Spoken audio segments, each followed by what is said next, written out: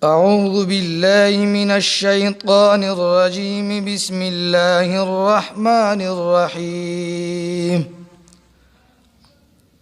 وإذ قال إبراهيم رب اجعل هذا البلد آمنا واجنبني وبني أن نعبد الأصنام رب إنهن أضللن كثيرا من الناس فمن تبعني فإنه مني ومن عصاني فإنك غفور رحيم.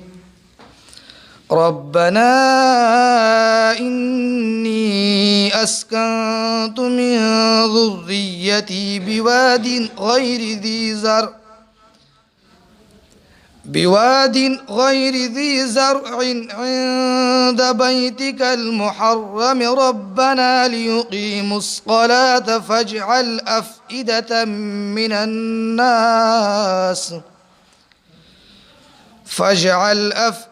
من الناس تهوي إليهم وارزقهم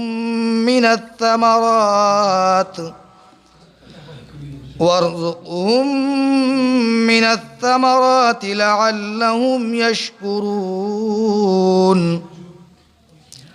ربنا إنك تعلم ما نخفي وما نعلن وما يخفى على الله من شيء في الأرض ولا في السماء.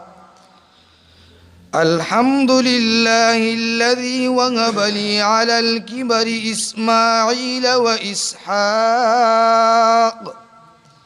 إن ربي لسميع الدعاء.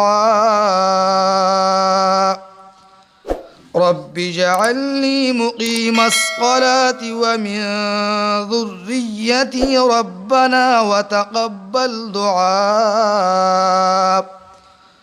ربنا اغفر لي ولوالدي وللمؤمنين يوم يقوم الحساب. صدق الله العظيم.